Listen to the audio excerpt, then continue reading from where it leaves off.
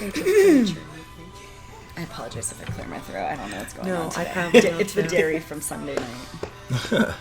No, I had dairy 2 days ago. I had a couple bites of ice cream. Kills me. Really?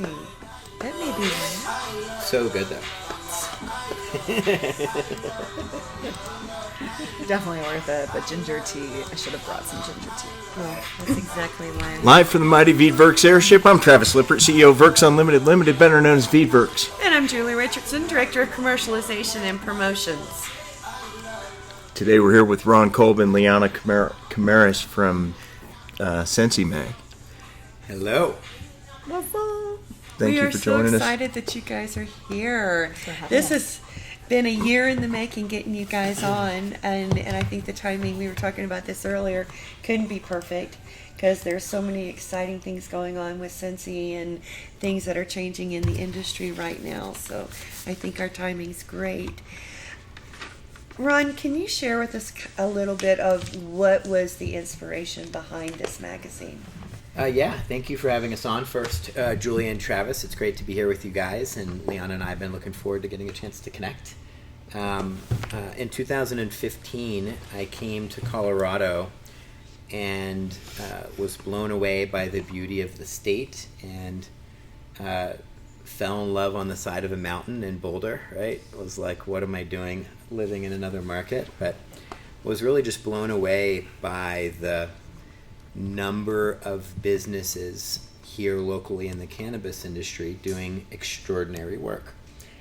And on that trip, we also had a chance to see several of the local magazines that were covering cannabis locally, and all of them were covering it from really a product or a subculture angle, which was really the roots of the industry and where everything came from. But, you know, as a dad with a son with Asperger's, we were also looking at whether or not CBD or CBD and THC could work for our son, and in doing due diligence, just were blown away by Colorado as a state and Denver and Boulder as a community. And as we sat back and looked at those publications, I'll never forget being in the hotel room and going through them. And at the time, Culture was 230 pages, and they had Bob Marley on the cover.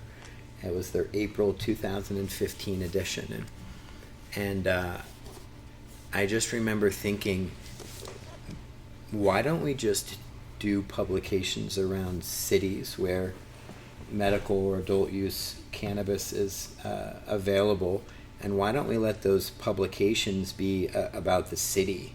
Yeah. And also be open to this new industry that was emerging and developing within their city.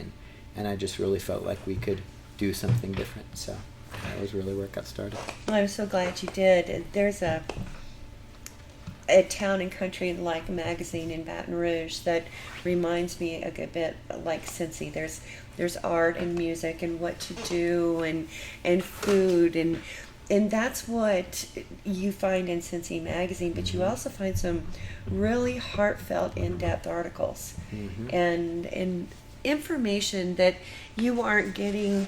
I don't want to call them stoner magazines, but there's, this is an industry that has people from the very early 20s all into, elderly, and you have to find where those niche are and where those customers are. And if I was going to pick up a magazine and say I had a child like in your situation, I would go for one that looked a little more towards the end of, where you could really find some in-depth information. Maybe you're going to find a doctor in there. Maybe you're going to find a story that'll lead you to some more answers.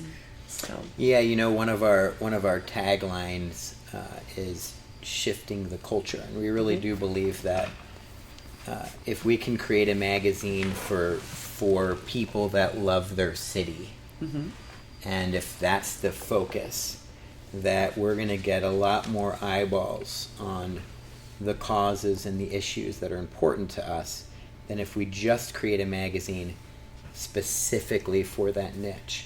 So our goal is truly to create a magazine in Denver or Detroit or LA or wherever we are that represents the city and the people that live there, so that when they pick it up, they feel connected, and then through that, we feel like we can weave in stories that will slowly shift the culture or conversation in those markets. You know, And you really have in this area. I sit on a few planning committees kind of thing, and we'll open our calendars and when to plan an event, and the first thing is asked is, when's Sensi night?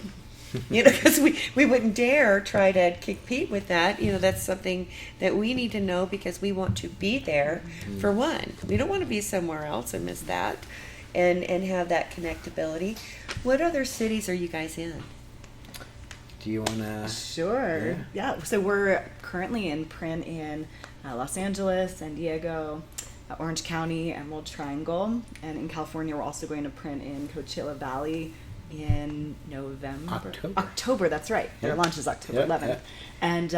And then North Bay right after that, and then we're also going to print in Detroit in October, and then we're already in print in Vegas and Boston, as well as Southern Colorado, and here in Denver, Boulder.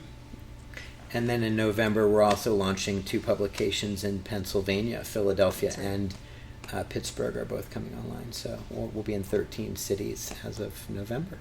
And then we're launching in an additional 40 plus cities currently. Yeah. So Really? over the course of 2020 vision, Wow. things are going to start to pop in Isn't a lot that of other exciting? cities. Yeah, we have 120 or so sales folks in 40 other markets building and at different stages of their build. So it's fun, Including to see Canada. the community. Yeah. So you're taking the culture of cannabis and finding it in these different cities where there are also different cultures and demographics. And so this is just a tremendous community building effort here. I think it's just absolutely beautiful. Let's show your magazine. So this is the September edition issue. right there. There we go. Very nice. Isn't that pretty? I love having this on my coffee table at home. Thank you so much. It's been fun. You know, we had an intention and a goal when we started.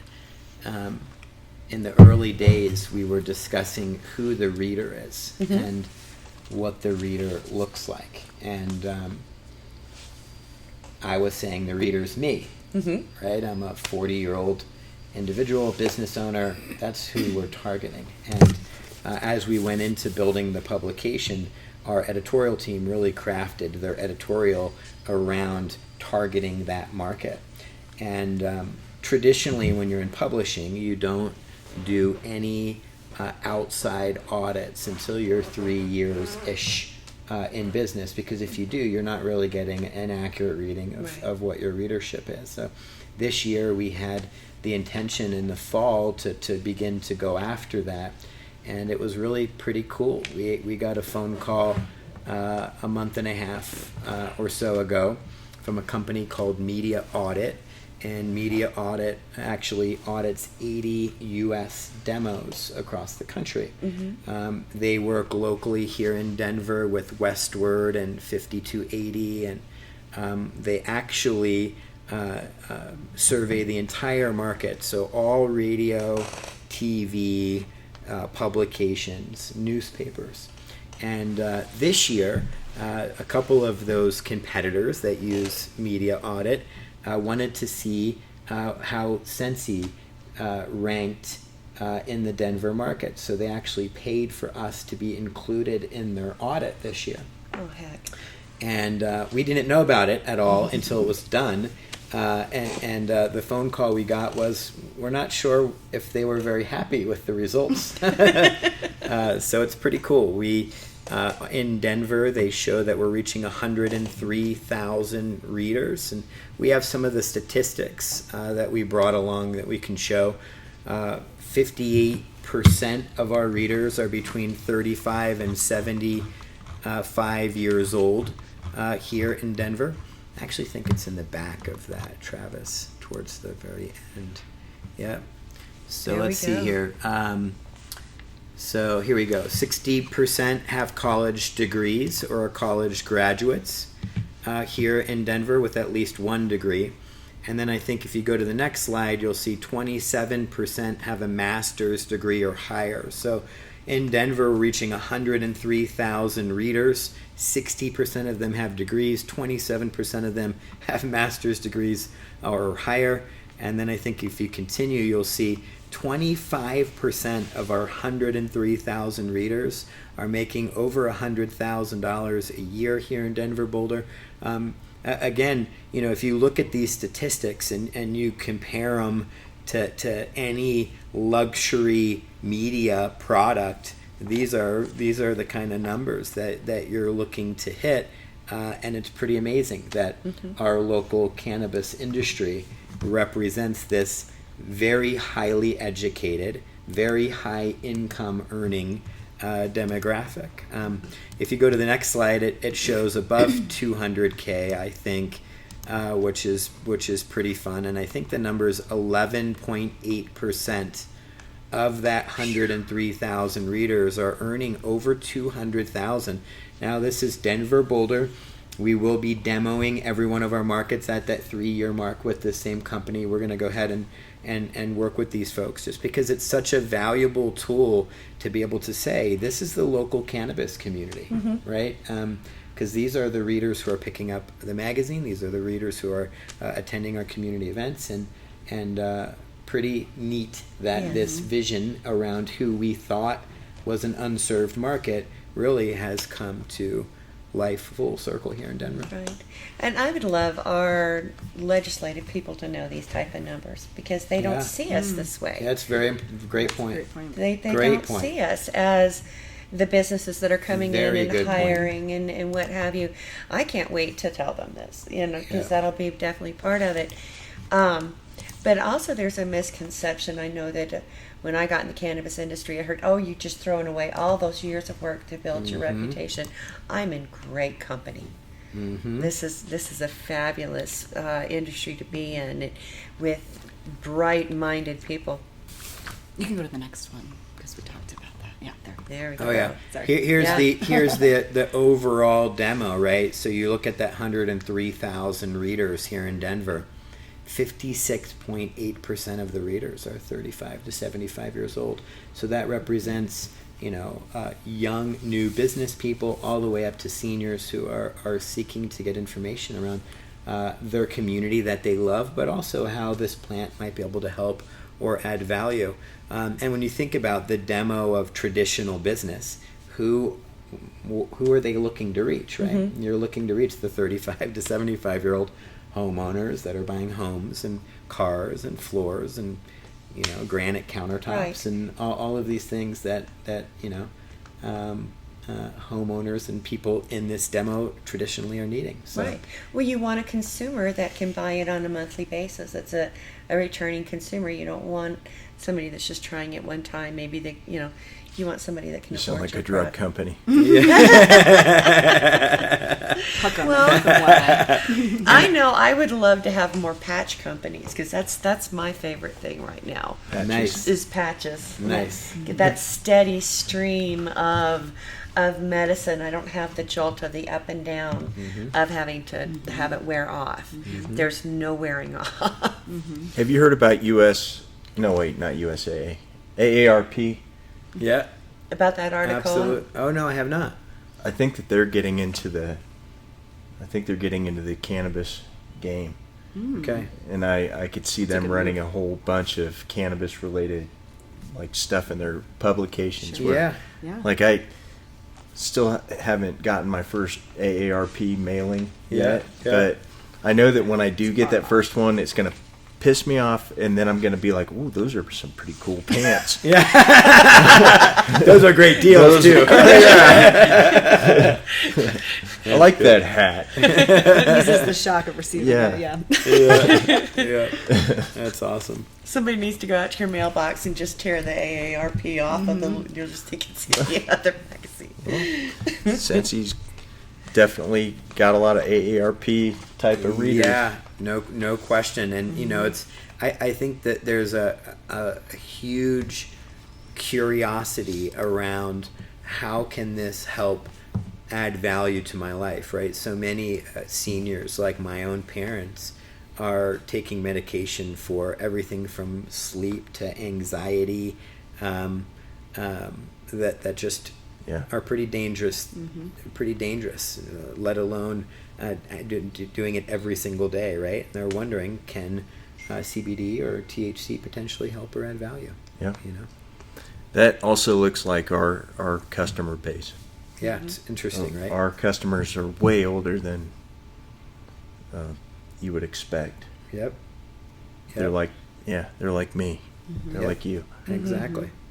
Exactly. Well, it's the generation that's starting to get the arthritis. And I know, yeah, the aches and pains. The aches and pains. I think a lot of it has to do with And growing up anxiety. on processed foods. Mm-hmm. I recently spoke to an endocrinologist talking about the breakdown of the human body and why we're having so many hormone-like illnesses and autoimmune issues. It has to do with our environment that we live in. But we're also a age group that's getting tired of the side effects. And we're looking for other answers and want to extend our lives, on a more natural basis. Being in other markets and different cultures, do you kind of feel like when you go to these other areas, like you've gone back in time? Oh yeah, I visited a dispensary in Bristol called Beyond Hello, and I walked in and I felt like a traveler from the future. I brought a Sensi from Denver Boulder. They were blown away. They're like, "Is this real?" I'm like, "Oh." They had one brand. Here's a vape. Here's a topical. Here's the flower. Yeah, wow. And like that was it. That was it. And maybe some, a few edibles and whatnot. But Huh. yeah, Wow. it was cool to see. But Wow. Yeah, you are literally from the future. I've never felt like that before. Yeah. That's cool. It was a very unique feeling. Well, how are you, as far as community-wise and reception to it? It's probably like starting over every new city that you go to if it's a newly legal state. It really is. It's talking to the people and finding the like-minded businesses to Right. come together and to work with each other and to connect and see what's possible. And the more that connectivity happens, then the more that change starts to happen. And so that's where this grassroots kind of mission or just the action of it is very grassroots in each one of these new Right. markets. Have you found that once this process starts, I noticed just the change from me getting here in 2015 to what the atmosphere is like now, it very much accelerated in acceptance. And so are you seeing that happening where you get in there and then it grows very quickly? Or is it It's a great question. Every market is different in that way. What's great about what we're doing is we're telling us a standard story in every market, and the standard story is that we're a city lifestyle magazine that's progressive around this new industry. And whether you are a cannabis industry brand or a CBD brand, or whether you're a gym, or whether you're a local doctor, or whether you're a bank, we're reaching the readers in your local community that your business and brand needs to reach. And so because we can knock on that every door with that same message, it doesn't matter if it's Philadelphia and there's only a few licenses, or if you're in LA and there's thousands of cannabis companies, right? Because for us, it's not just about one space. It's about truly creating a publication that can change conversations and change hearts and minds through art and culture and cannabis and what's happening and exciting in the cities that people love around the country. So I don't know if that does. makes That sense does. or not, but So do you hire people in each city that know the city? Like, it's got to be tough. Like, you can't go into Philadelphia and know that, like, hey, I know cheesesteaks and yeah, and that jeweler. yeah, totally. So how hard is it to go into a new city and kind of learn what makes that city tick and what people want to hear about from a culture perspective? Great question. You started with the hiring piece, and from the bringing people on, we have a culture, and our culture has 7 values. Humility and growth are at the foundation. Warriors, resolve, giving spirit, understanding heart, community mind, and fun-loving focus sit on that foundation. Every person that we interview, like Stephanie's my co-founder, our first meeting was, I like you. We're gonna work together. The second meeting was her with her audio and me talking about those 7 pillars so that she can write them out so that every human can kind of come through that same lens, right? So no matter what your nationality or religion or sales experience, or none of that's relevant. What's relevant is, do these values connect? And if these values connect, the rest is relatively easy. My last business, I had the fortune to be able to work in an organization that opened 600 magazines in 4 years. So I watched a business scale really fast, and so we learned some of the metrics and some of the basics of that. But really, when you find people that have the heart and the drive and that impact and giving and community is really at the core of who they are, the metrics around building the business is relatively semantics. I was at your first Sensi night, I believe. Oh, very cool. Where the fire alarm went off. Oh, you were. I just was talking with DJ Lord about that literally 2 nights ago, because he was the one who set that fire alarm off. Really? Yeah. So he was in an elevator with this shotgun machine, and they thought this elevator is a safe place to smoke. Nobody's using the elevator. It's a perfect location. So these 2 guys get in the elevator before his set and hotbox the elevator, which set the alarm off. And so anyways, that was our first experience with DJ Lord. He went on to, of course, be with Prophets of Rage and touring all over the world. And he just was with us in Detroit a few days ago, and we were laughing about that very event. But since then, you've put on just a tremendous number of events where, the number of... I just passed my 5-year anniversary of moving to Colorado, and me too. Really? Awesome. High 5. High five. That's awesome. Yeah.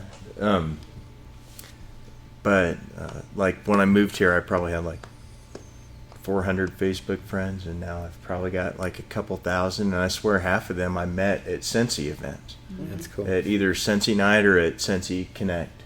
Some of the most meaningful long-term business relationships that we've developed have been at Sensi events. And so what I've seen, what you've done with this magazine is you're not just a magazine that talks about the community, you're a part of the community. You're a reason why people in the cannabis community get together and hang out and talk, and you're a real catalyst for a lot of business that gets done. That means the world can't say thank you enough for that. It's become a big part of what we see as our responsibility is convening and pulling together the industry, and when doing that, creating a space where true impact can happen, right? Whether it's a relationship or we talk about that all the time. So it's big. And that's a great segue to talk about exchange as well. Yeah, for sure. Yeah. Well, Go tell ahead. us about exchange. Tell us about exchange. Yeah, so Sensi is at a pivotal time in our history. I did not turn my ringer off. I was like, here, I'll get it. It's a very ringy ringer. We're at a pivotal time in our history where we are getting ready to make some pretty big announcements and some pretty big partnerships over the next couple months, and we were getting ready for our 3rd annual company meeting that we just had here in Denver last weekend, and we were going to have several of those new relationships in the room with our entire organization, and we wanted to be able to honor where those relationships came from, and kind of this coming together of a new family, if you will. And I don't have any experience in that, and I have a good friend of mine named John Berghoff, and known John going back 10 or 12 years, and in fact he was the leader that inspired Giving Spirit as a part of our culture. It was a talk he was giving once, and he was talking about that the impact of every meeting and every phone call truly trying to understand what the person needs on the other side of the table and trying to deliver that, whether it's an introduction or a referral or a connection. And so that message he gave 10 or 12 years ago inspired this value giving spirit within our culture, which is a driver to our events, is a driver to why our publishers are constantly trying to refer, introduce, and connect people that they meet with each other. Yeah. And yeah, that's another thing. Is a lot of times if I don't, Today. a lot of times if I'm trying to remember somebody's name and I have to call them, I'll call somebody from Sensi to be like, yo, who's that one? That's Who's awesome. that person? How many times have I like- done that to you? For real. I love it. That's amazing. Like I was trying to Yeah. remember the name of somebody from a lab, and I wanted to talk to that person, and I didn't. I just wanted to get right to them, and I knew that they were in my phone, but I couldn't for the life of me remember their name. So cool. Sensi is the type of group of people who you can reach out to and get answers like that, because you know everybody, and Yeah. everybody knows you, and you've got good relationships with people. Like you don't. I've never heard anybody say, "Oh, Sensi sucks," you know? Ever. Like you've got just a tremendous reputation, and you've really kind of positioned yourself in the, the connections that you make between people. Really, as a advertiser, especially. I mean, it has added value that you really just can't measure with, click-through rates and stuff. Yeah. I guess you probably could measure it with click-through rates if you're on your Yeah. website, but It'd be fun. I've thought about this often. It'd be really cool to figure out a way to track those referrals and introductions and relationships that we're doing literally on a local level, and to be able to go back and see what that actually has meant over the last couple of years, and to see what it's going to mean moving forward. Because we know of $1 million deals that have been done, and businesses that have been sold, and all sorts of things that have gone on. And I just think, as a human being, you have an opportunity to do that every day, right? When you run across someone who needs something and you have the opportunity to help, whether it's a referral, introduction, or connection, you should take that. So anyways, we got sidetracked. But John spurred that up in our business. When we needed to bring these organizations and people together, I reached out to him, and I explained the problem and what we wanted to get accomplished. And he said, okay, so who are you going to have in the room? And I said, 15 or 20 people. I was thinking, pull leadership together and let's just get right there. And that's how you do it, right? Uh-huh. And he's like, so in my experience, that's not a good way to do it. And I'm like, okay, what do you mean? And he said, I think we should get every stakeholder in the organization together. We want every single human in the room.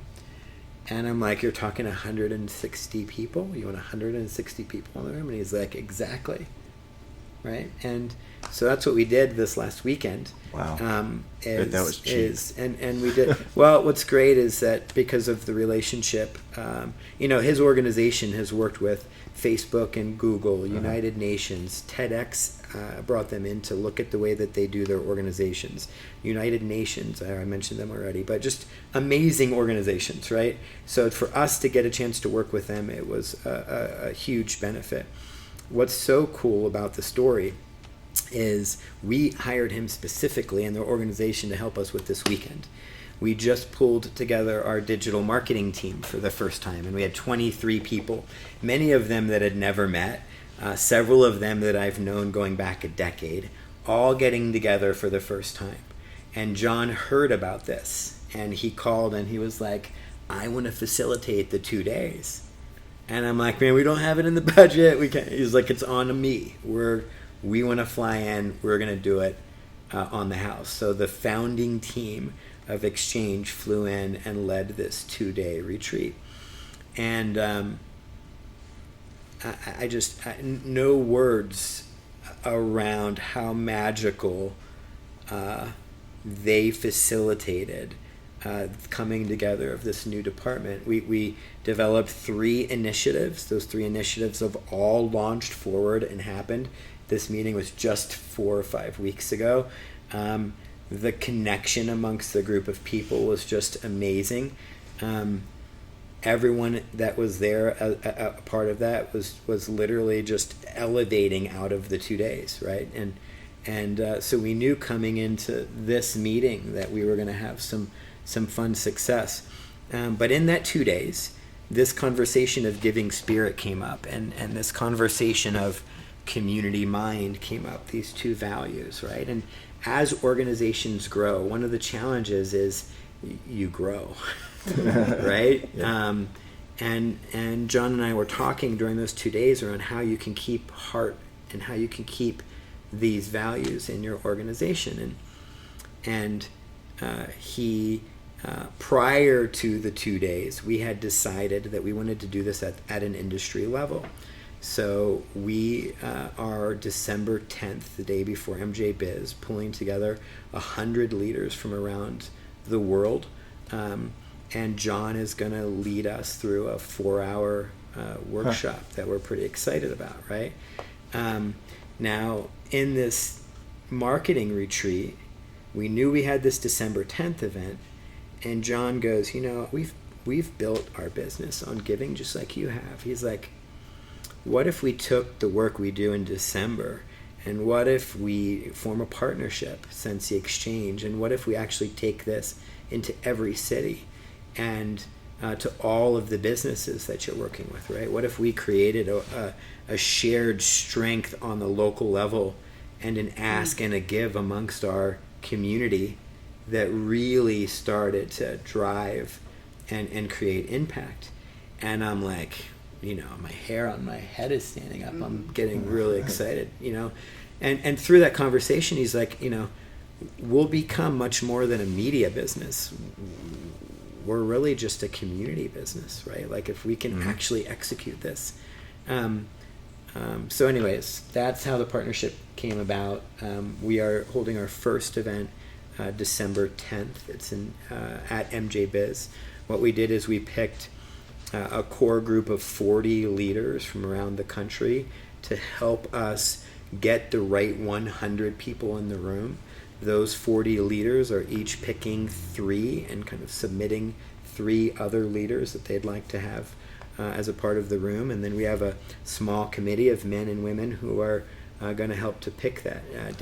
David Tran, founder of Dope, is a part of that, and our CMO Lori Zink is a part of that, and Tay and several others. So it's going to be really fun. We're excited about what we can create as a starting point in December. It should be really fun. December 10th. Yeah, December 10th. Day before MJ Biz. Day before MJ Biz. What city's that? Las Vegas. Las Vegas. Is it always in Vegas? It is always. Well, they actually travel around the world, but the biggest show is always in Vegas. In Vegas, yeah. And by the way, little commercial for the Fairchild event in Vegas. It's going to be, I believe, the 12th. And Dave Tran and James have founded a new company called Fairchild. And they're going to throw an event in Vegas that Sensi will be a major sponsor and supporter of. That will be the best event that has ever gone down in Vegas. I'm predicting in advance. So make sure you get your tickets in advance. It's going to be a lot of fun. So he's parted ways with High Times, right? Yeah, he's left and founded a new business. Did Dope, which was one of your, I would say it was a competitor to Sensi. Yep. Yeah, no question. And then sold out the High Times and is now, I've seen his Facebook posts about doing new exciting stuff, so now I guess we know what it is. Yeah, he's launched a new event company, and he joined our advisory board also, so he's been helping a little bit with that. Just an incredible leader with tons and tons of heart. He was at our leadership event this weekend, and you could feel his heart throughout the entire weekend, so tons of impact there. It was cool. Speaking of fair child, what is not fair to a child is that in Douglas County, there are 2 kids that we know about for sure that cannot use their cannabinoid-based medication, even though we passed Jack's Law, even though we passed Clinton's amendment. Ben Wan and Marley, I'm going to remember that, Porter. Marley Porter, 2 kids who cannot use their cannabis-based medicine at school despite the fact that we made that legal in Colorado. And it's all because of this school board superintendent named Dr. Tucker, who won't even let you call him by name at the school board meetings. And You'd think the governor would have something to say Well, about that's that. you what would we're think the trying. governor would. In fact, let's Well, that's what one we- of the yeah. at that first Sensi night, you had up above the bar like the printouts of the pages of the top X influential people in cannabis, and one of those people was Ian Sieb. Yep. And I was sitting next to Ian Sieb, and I was like, "Hey, check that guy out," trying to Yep. be funny. But now he has a position of power in the cannabis industry. Doesn't he Yep. advise the governor on He does. cannabis issues? He does, yeah. And we passed Jack's Law. We passed Clinton's amendment. It should be A-OK for kids to use Canatol RX to stop seizures versus this suppository that they have to hold down an 18-year-old young man to issue his epilepsy medication. We thought we took care of this, and it's not how it's working out in practice. So hashtag I stand with Ben, and on their website is thegreencrayoncampaign.com. Go there, check it out. Hashtag I stand with Ben. It's not right. That's great. Well, I'll reach out to Ian today, see if we can't ring the bell. Give him that. Give him this green crayon. That's huge. That's huge. Well, what we're doing is having everybody send this, email Governor Polis's office, leave the message, I stand with Ben. Yeah. We're hoping for an executive order. Yeah. Yeah, The that's way great. that they're being treated is just absolutely not cool. That's huge. And it's It's- not just that school district, it's all of them. Yeah. If they're given, we're hearing back, oh, we don't have any epilepsy kids or anybody requesting it. I don't believe it. I think we have scared parents, is what they have. Can I also Doesn't wanna thank Be do Good that. real quick. Oh, absolutely. Be Good. Awesome people. Awesome. They have a dispensary in Federal Heights. It's Rec. They've got one in North Glen. It's Rec and Med. They've got one in West Wash Park. It's Rec. No, Med. And one in Englewood, and it's Rec. And they're good people, and they take care of us, and they also do a lot of cool events. Nice. Yeah. It's kind of how you know if you're an industry leader is if you put together a thing and a whole bunch of people show up and get business done and get ideas discussed that kind of move the business and just move the plant forward. There's real power in that, right? And this is the reason I'm so excited about the work, getting the opportunity to work with Exchange. If we can activate, truly activate, beyond just the passion, right? But truly activate and get into these cities and begin to give back and begin to impact and begin to donate our time and our brains and our skill sets. What can we create? What might we create with that, right? It's pretty exciting to think about. So it's good stuff. Are you ever going to bring back the buses? I think we're gonna bring back better than the buses. So Hot boxes? I think that we have some fun things in store for 2020. Hot boxes. Yeah, we were just in Detroit and had the opportunity to meet the sales manager, the national sales manager for Live Nation venues, and he was like, "Listen, I love this. I don't care what city you're in. I have 4 or 5 venues, and let's just start doing things together." So, anyways, we'll see how things evolve. Super excited. Yeah, it could be really fun. Yeah. Could be really fun. How do you decide what goes on the cover? Great question, and neither one of us could answer that question. We have an editorial team and a creative team that we trust extensively, and they run their side of the business, and we focus on relationships and community, and we keep that very separate. And in fact, we've just rebranded, and you'll see in Detroit and Coachella, which are launching in October, the new rebranded magazines. Next month in North Bay, Philadelphia, and Pittsburgh, in those new magazines, you'll see the rebranded look. But in Denver, in December, you're going to see the brand new rollout of the redesign, which will be inside and outside, which we're pretty excited about, and is going to be a lot of fun. Can I show these yeah, examples? Yeah. That's the Detroit cover, and we just launched that literally on Tuesday night in Detroit.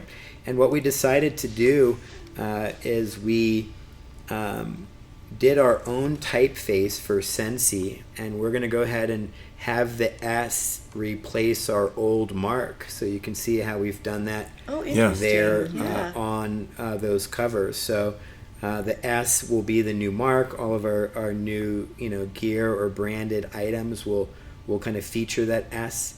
And this is just some examples of how it can be used on different covers. So I have a collector's item hat now. Yeah, you do. Yeah, you do. 100%. 100%.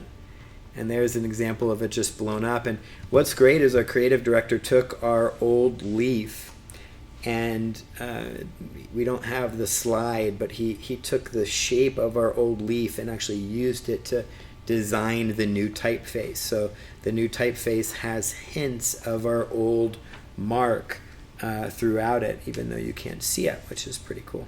Did they make a custom typeface? They did. Wow. They did. Yeah. The whole alphabet? I don't know if the whole alphabet. I know all of our departments and stuff are done that way, so they may have done the whole alphabet. Yeah, I gotta ask that question. Yeah. You can actually see the Sensi spelled out in the next slide.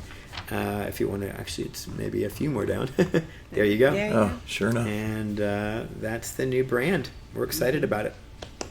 Wait till you get inside of the magazine, though, and until you see new departments and new features and the simplicity of the design. We have 3 sections now: the buzz, the life, and the scene. Those are going to be the 3 sections of the magazine.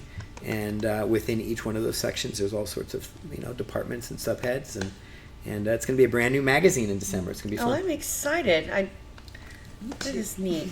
Because just opening up this magazine, there's beautiful artwork on every page. It's a high quality magazine. Yeah, really it is. It is, and you have absolutely a lot to be proud of. And I'm so excited to be a supporter and a fan, I guess you could say, because what you're doing. You're starting a print magazine.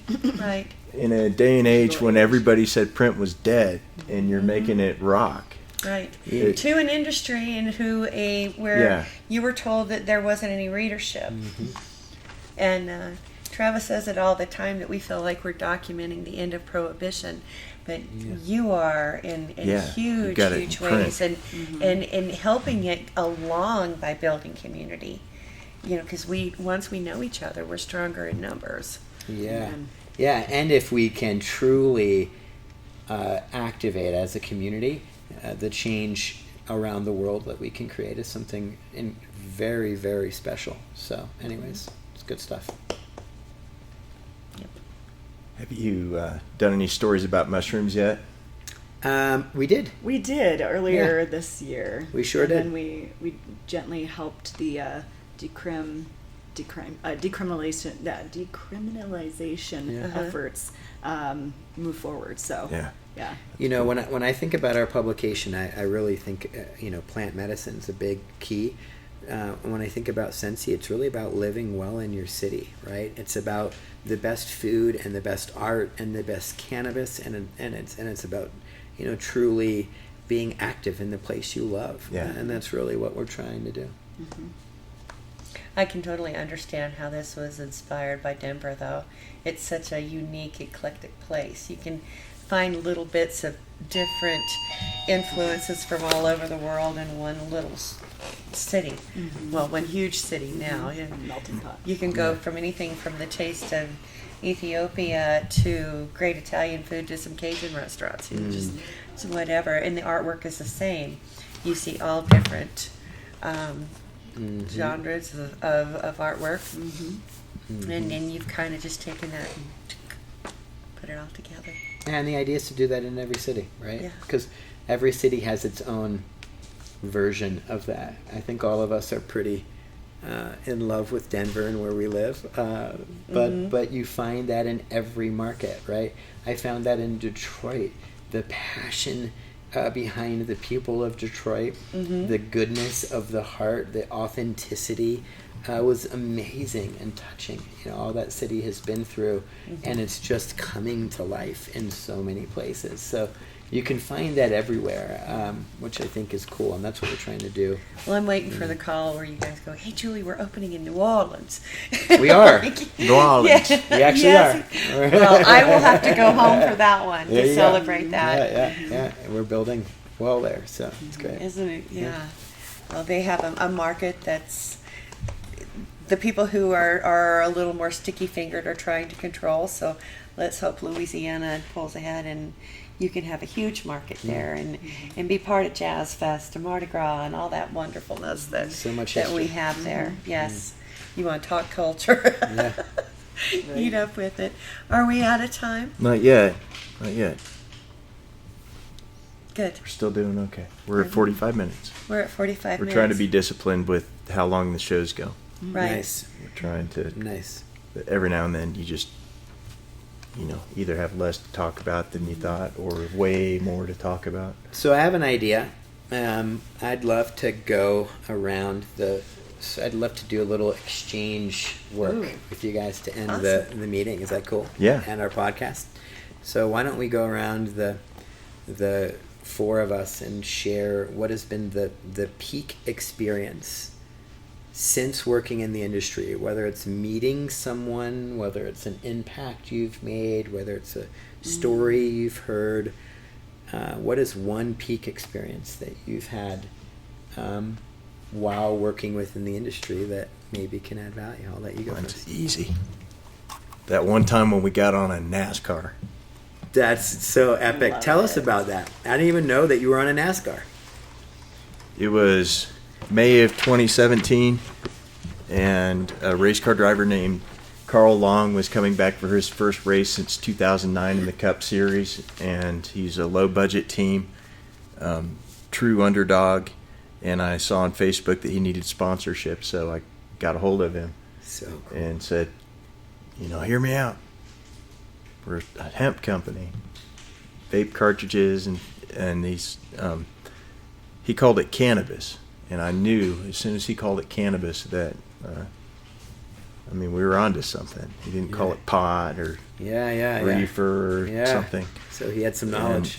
And so he submitted it to NASCAR, and they approved the sponsorship, and we spent a bunch of money. We bought tires, and we showed up to Kansas to the race, and our logo was on the hood of the car. It was beautiful, and we went out to get some T-shirts for my car. We were in had to go to the parking lot. It's a big, racetracks are big. Yeah. Time we got back, we saw that the driver Carl and also his front tire changer Bobby Earnhardt were gingerly peeling the logo off of the hood of the car. And NASCAR had, I guess, when they submitted the request, they spelled our name Veedverks, and it kind of looks like it on the logo. Yeah. Like that D looks kind of like an O. Yeah. So they approved some non-existent company called Veedverks, and couldn't find us on Google and thought that was okay. But then when we were going through tech inspection, I guess they Googled it and saw what we're all about and made them take the logo off the hood, but we let the race team keep the money, keep the tires, and go race. And they started 40th, finished 31st due to other cars wrecking. Danica Patrick was in a huge wreck that night. Wow. On the backstretch. Eric Almirola broke his back in that wreck. It was nasty, but the difference between finishing 40th and finishing 31st is a decent amount of money, and it really launched their Cup racing program back. So they cool, raced the man. next week and the next week, and they're still racing, and we still talk to them. So cool. And it, that's why we're fighting with NASCAR this year about what zero is. When this bottle of lotion has 0.00065% Delta 9 THC in it, but that's zero. But I would say that's probably, I mean, it is the most remarkable thing that we've done in this industry, where we were like, boom, because cool after that, like we were on Sports Center, we were on all of the morning news shows, like true earned media, like we earned that media. That's awesome. And like on the front page of Google News, like I have a screenshot where we were that car was like, my entire phone was pictures of that car. We were just like, yeah. That's so awesome. And that was in Kansas, and it was before hemp was legal in Kansas. And I think that helped kind of in some way raise awareness in that state, that helped them pass their pilot program. So cool. That was really the most that we've just fought. Very cool. Yeah. Great. Very cool. Story. What about you, Liana? Epic. Well, I think, okay, so I entered the industry, even though I've been connected with cannabis for, almost my entire life, I guess adult life. The first time I went to MJ Biz was really a peak experience for me, and that was in 2017. And there were a bunch of peak experiences that happened there, many ones, just with the awareness, the level of awareness. Because leading up to that, I was very much in Southern Colorado, working to shift the culture down there enough to go to print, right? Mm-hmm. And everybody thought I was a little nuts to try and do that in a very conservative area.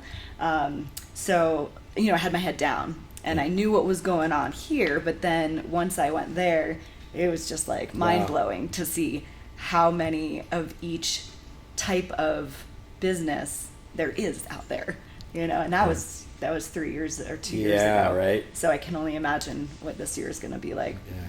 But cool. that was a big experience for me. So cool.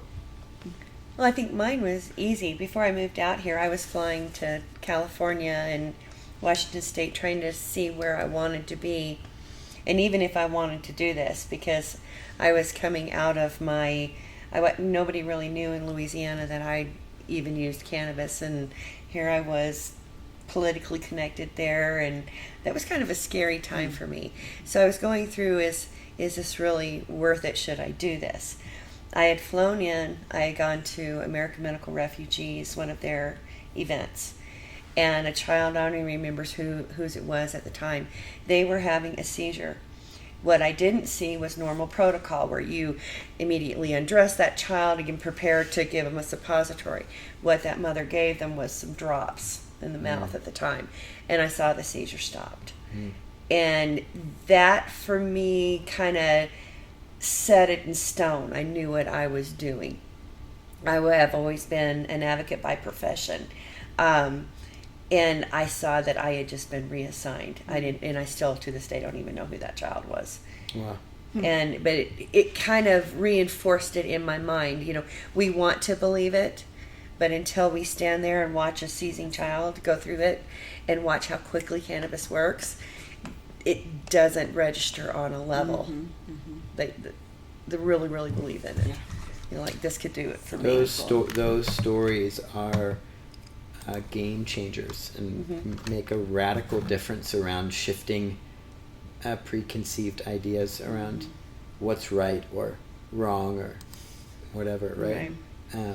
I have so many experiences like that over the 3 or 4 years around both kids and adults, right? There's a story of a 55-year-old woman who moved from Chicago that was in a wheelchair and couldn't really walk, and can now walk up the stairs of the Capitol, right, to tell her story. And so many peak experiences anchored in that. In fact, we had Alexis Bortel speak at our conference this weekend. And love her. And, you listen to her speak, and it's like you're listening to a future president of the United States. There were several people that were saying Alexis Bortel for president by the end of the weekend. So being anchored in our cause, I think, matters so much, because the work is hard and can be challenging. Well, I wasn't believing it in myself. What was interesting is I had to see it Mm-hmm. in an innocent child. You know, I knew it was working on me, but I didn't believe it on that level till I saw that sweet baby respond. So cool. So your turn. All right. For me, I would say the peak experience, at least the one that's coming to mind right now is who I get to sit around the table with. Oh yeah. Sensi is attracting all sorts of just incredible human beings, and our CMO is a woman that I've watched for well over a decade do just amazing work, and never in my wildest dreams did I think she would be sitting on our team. Our VP of digital marketing is a gentleman that doesn't need the money. You know, his name's Rob Dial, and if you look him up on Facebook, you'll see he has 1.6 million followers. He works in the professional development space, and he had a moment in his life where he felt like he needed to use his experience in the digital world to free this plan and to open things up.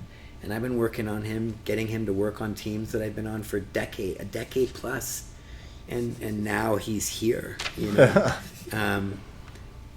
you think about being able to have the advice from an advisory board standpoint of Dave Tran, who's been in the industry for a decade plus, and is just all heart and love, and to be able to chase the thing you feel called to, and to be able to do it with such amazing human beings is such a cool thing.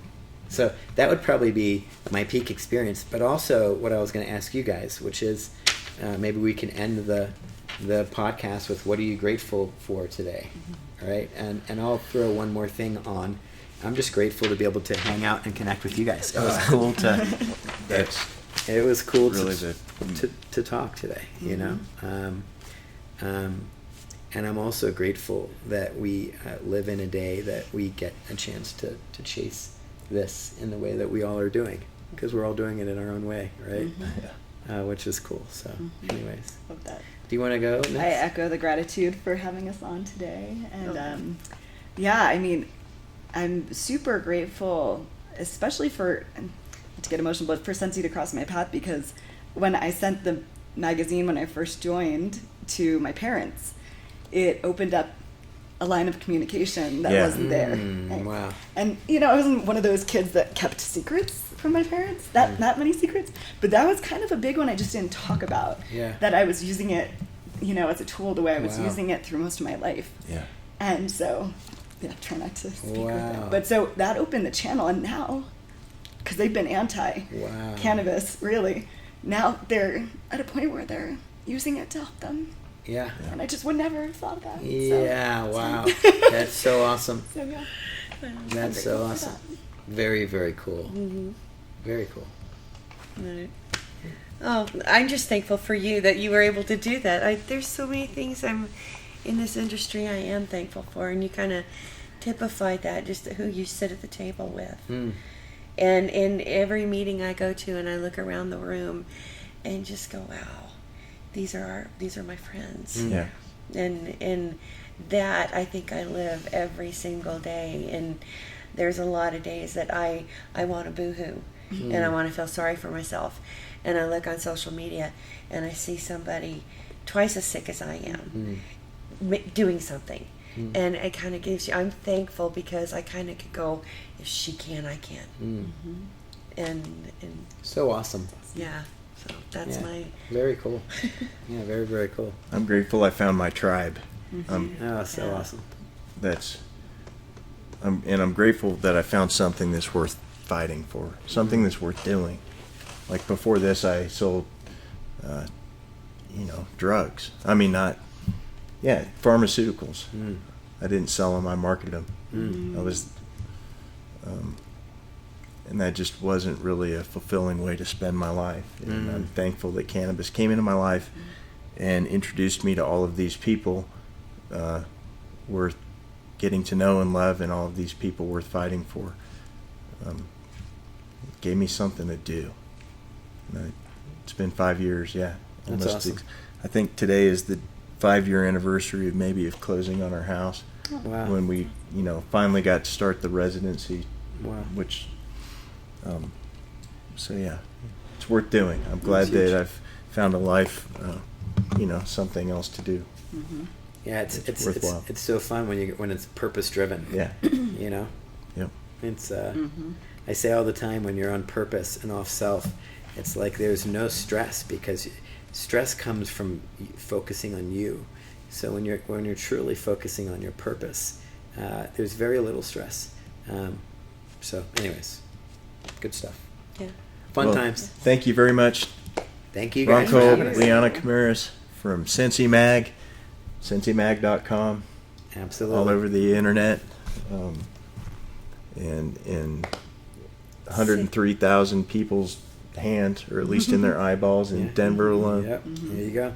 So it's Coming very to impressive. cities near you. Yep. Thanks for having us on, guys. Thanks for joining, everybody. As always, I'm Travis Lippert, reminding you, if you don't get hemp here, get hemp somewhere.